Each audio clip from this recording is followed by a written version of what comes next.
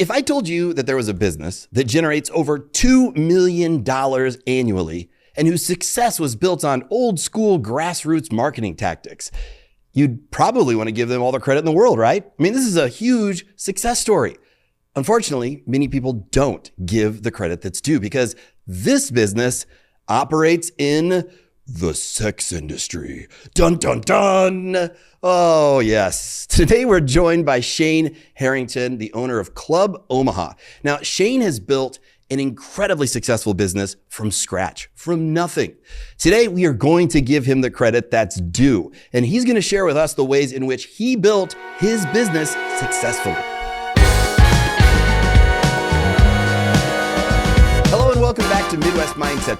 There are roughly 32 million companies in the United States, of which 81% have no employees. They're all solopreneurs. So that means only 6% of all companies nationwide are ever going to reach $1 million in revenue. Of those companies, only about 1 out of 10 or 0.5% of all companies nationwide ever make it to $10 million in revenue.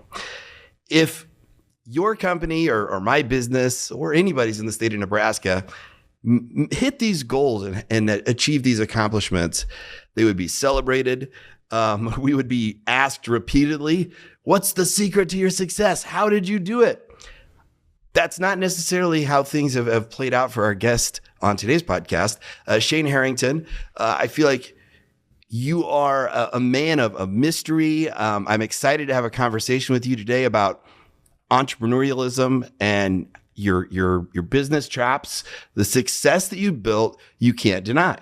You know, and I look at it on paper, if it was no name attached to it and no industry, no line of work, and just said, hey, here are the straight numbers. Here's how long we've been in business. Here's how much money we've made. Here's our success story. Anybody would say, man, that's incredible. And it's all legal, nothing wrong with what you're doing, right? However, it has this doubt cast on it. I mean, is that like tough to live with that a little bit? Or is that fuel for the fire to just kind of stick it to the man, flip them bird, just keep moving forward? Fuel for the fire, definitely. Yeah. I mean, at first I took it personal. The posts, the comments, the friends that I lost because of the business I was in that chose not to hang out with me. Some just ghosted me. Some were had a conversation like, well, you know, with my job and the church and that, you know, if we were hanging out, it'd be bad for my, you know, growth at my company or this, that. So at first, I was a little butthurt, I won't lie. But then it kind of became a me against the world. And when it's you against the world, but it literally is you against the world, you find ways to fight and persevere, because not only do you want to prove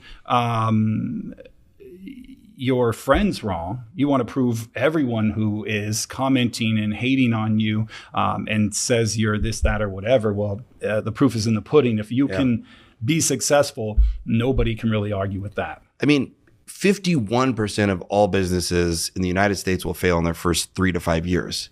So majority of businesses are just going to fail first 3 to 5 years.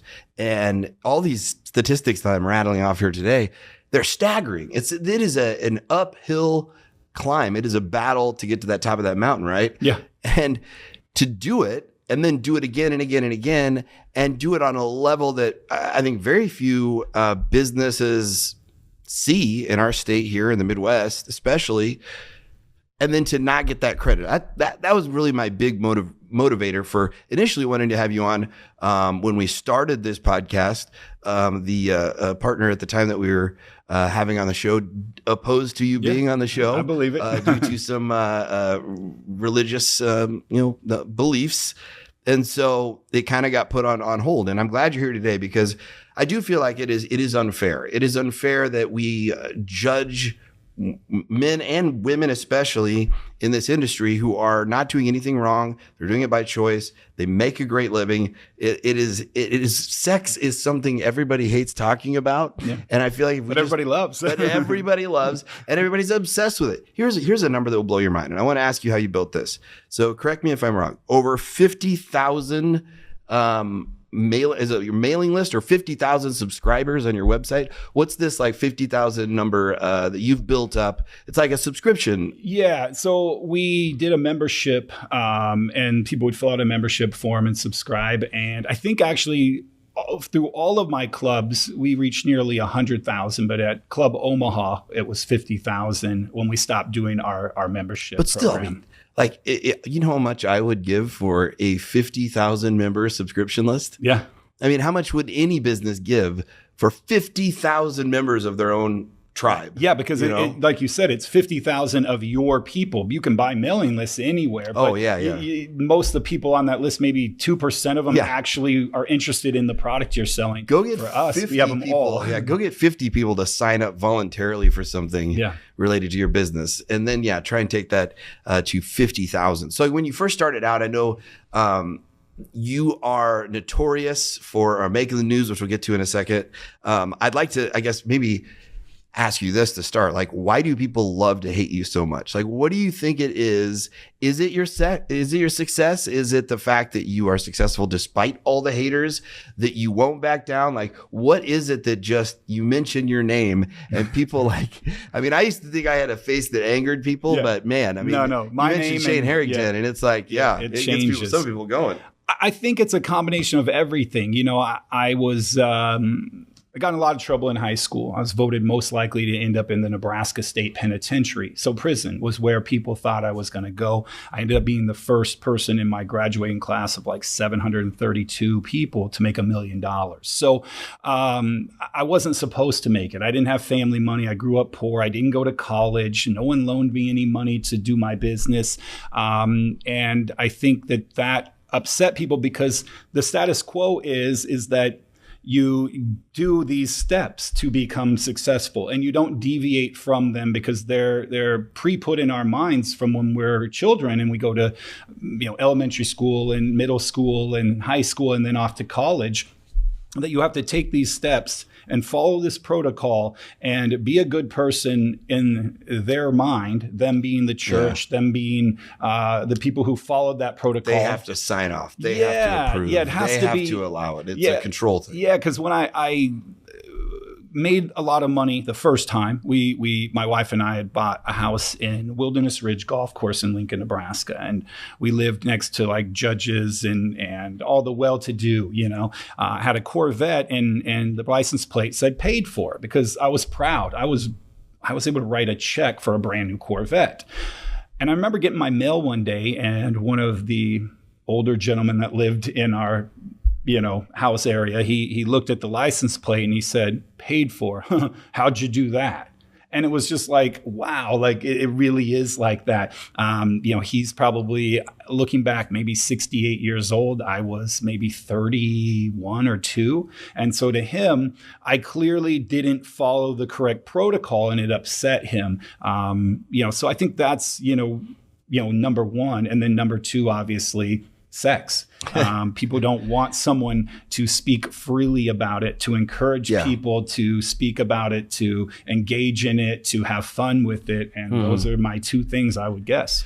And sex is a topic I feel frustrated on a personal level. I feel like probably 10 years of my prime years, my 20s, were just wasted because there was never a conversation about it. There was no sex ed class in high school, small town Nebraska.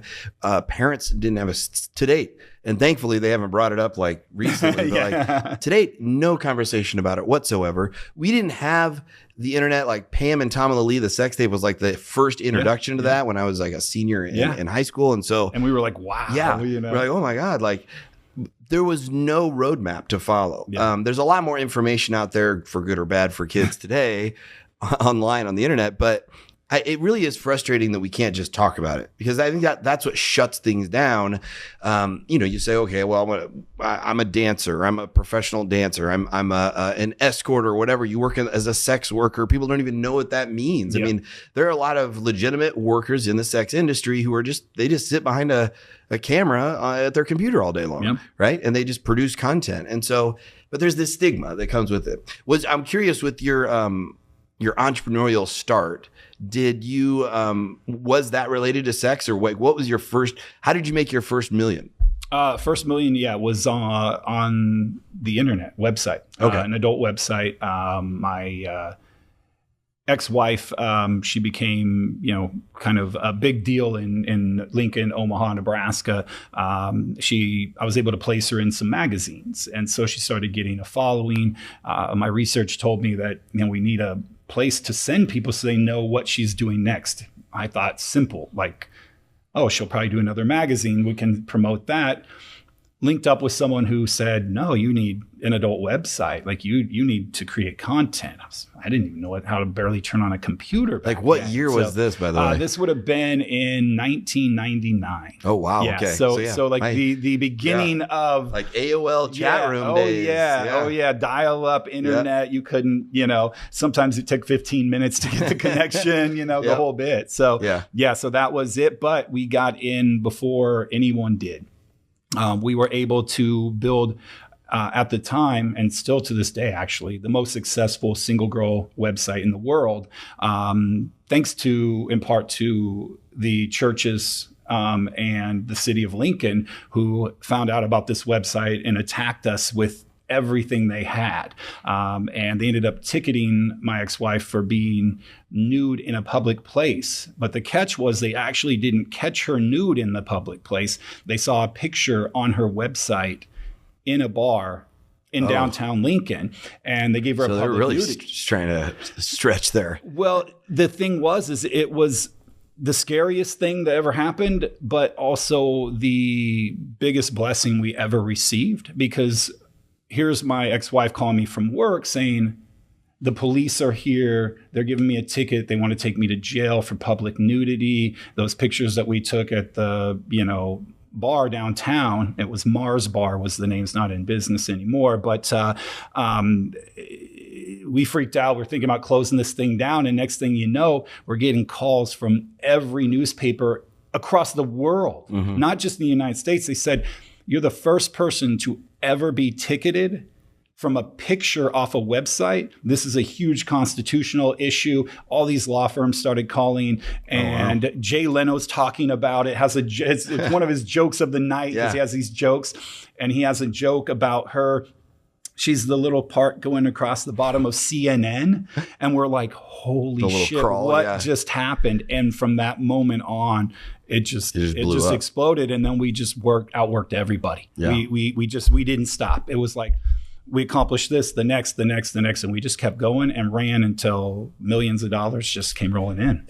And when you started out, when you had like the idea for the website before the publicity kind of jump started everything, was that like just something you were naturally into? Like, how did you have the foresight to say, you know what, internet's going to be a thing. The dial-up isn't going to suck forever. We're going to be past the 56, was it 56,000K modems or whatever back in the day.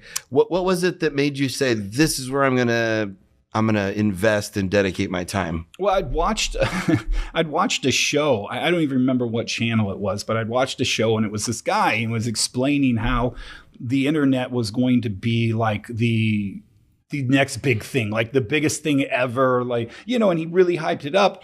It got me a little bit excited. I thought he was dreaming a little bit because, look where we are. I mean, who would have imagined? But I knew that she was building up fans, and there was no way that people were going to be able to find us, connect with her. And so there had to be somewhere where we could go and create. All I was creating in my mind was very simply a landing page. I was just going to create a Melissa landing page so that they could go and see next magazine here, next feature, strip club here, or whatever it is. I never thought of it as a way to make millions of dollars. I'd never signed up for adult websites. There was only a handful of them even on the web at that time. So for me, I tried to, obviously look at porn and, do my thing, like everybody else did. But I never thought, like putting a website up for my wife was even a big deal. I thought once I got her in that first magazine, I thought I was the man. I was like, woo, how did I pull that off? I'm Lincoln, Nebraska. I have no connections. And here is my ex-wife on the cover of all these magazines. And it was a crazy ride. So for what I'm hearing, just to kind of translate this into terms I think any business owner listening can take away something here. The make the news is a real strategy. Oh yeah. Like go make the news is a legitimate strategy. It sounds kind of silly, but go make the news and then stick to the boring shit, the routines, the mundane, monotonous tasks that, you want to automate day in and day out. Walk us through that. Like, what are your tips? What are Shane Harrington's tips for making the news? Like, how do you make news headlines in a way that's going to, because it can't come across like fake, or phony. Yeah, no, you can't. Like you're seeking attention, right? But it has to have a kind of a wink and a nod to it. Like, no, we understand that. Yeah, this is ridiculous that we're on the news for this. Well, sex sells, and so I think as a business owner, if you're not afraid of that, push the envelope. Don't break the law, but push it right to that line. And any business right now could sit, 10 scantily clad women out front holding up, signs, and their business would increase exponentially. Now, will they do that? I don't know. It's a big risk. People are going to talk about you, but you want people to talk about you. I can't get one woman to dress scantily clad pay them in enough my money, life. You pay them enough, they'll come. Okay. Good. I was going to say, I don't have that kind of persuasion. You also return every email. When my ex-wife and I were really big, I remember we would be flown out to Vegas for like the Internet Awards, and we would have to go to our hotel room, and people would say, well, where are you going? Well, we have work to do. They're like, what do you mean you have work to do? You've got to return emails. And they laughed at us. The other models were like, we don't return our emails. Our webmaster does. It's like, no, we return every single email personally. We want to know what our customers want, what they need. And we would return hundreds of emails a day. And it was crazy. It took hours, sometimes 4 to 6 hours in a day to return all the emails. But we knew that we wanted to grow. We wanted to do all the things that nobody else was doing. But most people just don't want to work. Even business owners are afraid to work. They want to work Monday through Friday, 9 to 5, and then they want to check out. And it's like, I've never checked out. Since I've been a business owner, there is no such thing as checking out. If I'm on my honeymoon, my vacation, my birthday, I'm returning emails. I'm working still at the same time, because that's how you take your business to that upper echelon that very few people make, like your statistics said. It's because people do not want to put in the extra work. Yeah. And it's not just put in the work, because I think that's kind of a misnomer. We equate how many hours we worked to the quality of hours we worked. And I think, you talked about the 4 to 6 hours with the emails. Like, that was a lot of hours, but you were using those hours efficiently in a way that's going to net a return on that investment of time that's probably 10 or 20 fold, because they're going to be lifelong fans and supporters. We needed to learn what was going on, and the only way to really learn how people like it's one thing to say, well, people are signing up, they love us, like we're making money. No. Why are they signing up? What picture sets, videos do they like the most? What would they like to see? You know what you did, those Shane? Type of things. Unknowingly, I think you built out, you almost Mr. Miyagi'd yourself back in the day here, right? You built out a legit business ideal customer persona. Yeah. That's what you did, right? You got in the weeds, you listened, you talked with your customer, you got to know them, and you built it out. What are their desires, their pain points, their needs, their fears? And when you can get into that headspace, you know where they are, where they spend time, where they want to be, where they don't want to be. That's where you can really dial in your marketing and how you're going to approach, selling your product or service to that individual, that ideal customer of yours. Yeah, I wanted to do an automated one. Yeah. Don't get me wrong. Like, it would have saved me a ton of time. But there's that But thing, it wouldn't have made me money, because the customer is not dumb. You have to remember, like, they're spending their money. People are smart when they spend their money. They want to be getting a value. And we were the best value for your money, because we had the best product and the best customer service, both at the same time. It wasn't good enough just to have one or the other. You've got to have both. So what's the biggest misconception about you today that you still feel lingers on? You I don't know if you can ever shake, like, the creepy strip club guy, like that's just, because there are so many of them.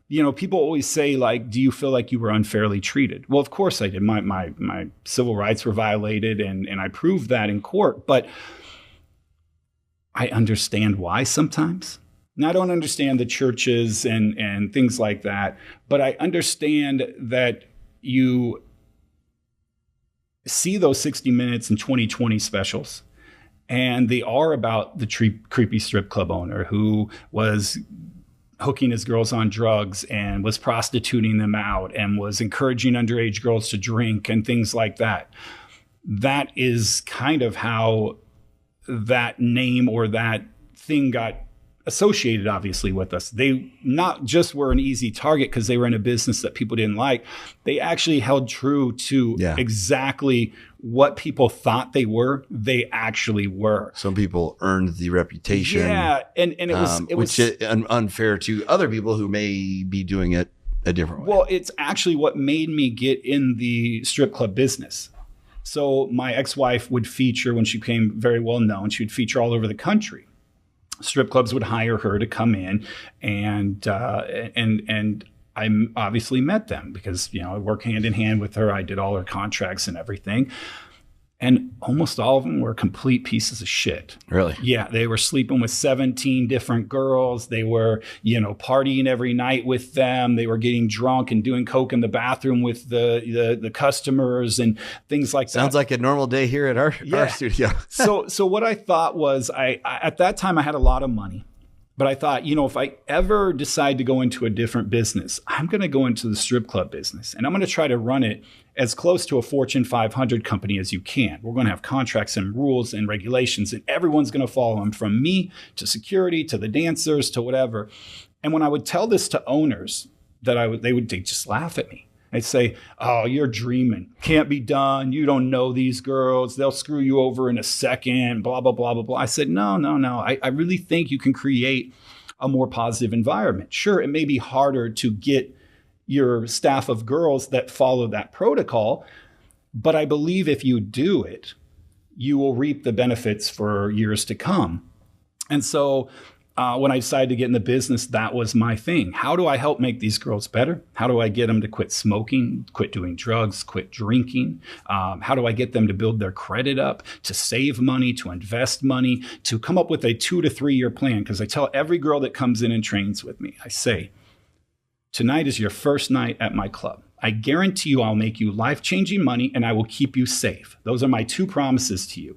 I want you to promise me that this isn't your lifetime job, that in 2 to 3 years, you will then move on to your I call it the big girl job. Mm-hmm. And so I am doing things as good as possible. I look in the mirror at night and I feel good about who I am. I feel good about the changes that I've made in my girls. I can't fix them all now, of course not. Do all of them listen to my investing tips and not drink and things like that? No. But I would say I probably have somewhere around a 30 to 40% of them actually follow through and come up with a escape plan, so to speak. They go to school, they pay off their bills, they buy a car, they get an apartment. We help them do all of that. We'll do reference letters, we'll do income verification letters. We'll even call the apartment complex on the phone and I'll speak to them directly. Mm-hmm. No other business is doing that. No other strip club is, but no other business is probably doing that. Yeah, no, you're 100% correct. And I think that's admirable to hear that you're doing. And I'm glad that you shared that, because it's interesting. We talked about the churches and these groups who have this moral motivation. Yeah. It's against our values, what they're doing over here. Where are they in helping young women who maybe need some guidance, who maybe they are dancing or stripping and it's because they're desperate for money, but it isn't what they want to do their whole lives? Where are they actually in stepping up to help them? Instead, they're just casting a stone. And I remember this because our dad's a pastor, so grew up in the church. And I remember, there's a reason that the first person that Jesus revealed himself to was a prostitute in the town. Very first person. Yeah. And I think, Magdalene. It's like people in these organizations who get high and mighty and they feel like, I'm just going to cast the first stone and judge. And they forget what they're Christianity, as they describe it, is actually supposed to be all about. Yeah. And so so that's good to hear. And then any last tip you have for like for an entrepreneur or business owner? We talked about like standard operating procedures, your checklists, get your processes and procedures in place, make the news as much as possible, and pay attention to the legal stuff. Any other big tips you can leave us with here today? Learn everything. Know how to do every single thing that your business does, so that no matter what happens, somebody quits, what gets sick, you can literally cover anything, whether it's fix the computer, DJ, plunge a toilet, whatever it is, you need to know how to do it. You'll go a lot further. You'll also gain a lot more traction. My girls, when they saw me in a suit plunging toilets one night because they backed up and I got shit all over my pants, and they were like, oh my God, nope, had to be done, And so if you're willing to do all of the shit work, as well as take the credit and whatever, well, you've got to be able to do both sides. But if you know how to do every single thing that your business does, even if you have someone better than you at it, go learn from them how they do it, so that if you need to slide by, you can, because there's nothing worse than having 5 people on your team and one calls in sick or 2 get COVID or whatever it happens to be. And then you have to shut your business down because you don't know, or no one knows how to fill in their spots. That is important. You don't want to let an employee of yours hold your business hostage because they hold the keys. They're the ones who know how to do it. I'm a big proponent of that as well. Like, do every job in your company. You don't have to be the best at it, but you have to know how to do and manage through every single scenario that your company does. It'll help you gauge things like how to measure, progress. And should that take that much time, or is are they just kind of going slow? Like, it took me 10 hours to do that. It's taking them 20. That doesn't seem right, so. The only thing, correction though, there's always something you can do, because though I can dance, and I could strip, my customers wouldn't want to watch me dance. But if I needed to get up there to buy us some time, I goddamn would be up there. I actually did this last year, fall. I tried a pole, like a stripper pole, like a 20-foot tall stripper pole. Now, they didn't have it hooked up correctly, so the pole didn't spin. Okay. It was very painful. Yeah. It was very painful. I have all the respect in the world now for dancers on poles. That is like, I don't know how they do it. Like, it's not just that, I think that people need to understand that to be a dancer is one of the toughest things that you'll ever do. You sell a little bit of your soul every time you go there. It's not really that sexual to them. Yeah, either. You crush your body because you're constantly on 9-inch heels, dancing on a pole, walking a 10,000 square foot building all night long in a thong. Yeah, so mind, body, and soul. These girls are giving up a lot to entertain you. Yes, they are being paid very well, but I think a lot of people forget, if you put yourself in their shoes for a night and had to give your mind, your body, and your soul the way that these girls do, you would have a newfound respect for them. Absolutely. Or just watch the movie Hustlers with Jennifer Lopez. They lay it out pretty good in that one. I appreciate you coming on, man. Yeah, thanks for having me. I appreciate you, and congratulations on your success. And here's to cheers to all the controversies to come. Yeah. Right? There's going to be more. I'm opening another club soon. So when you get on the news, keep going. Next time you get on the news, then we got to coordinate something so that like we can somehow get some like cross promoting collaboration. Get 2 brothers in there. Yeah, got you. We'll come do our podcast from wherever they're protesting you at from the corner. Sounds good, man. I'm in. All right.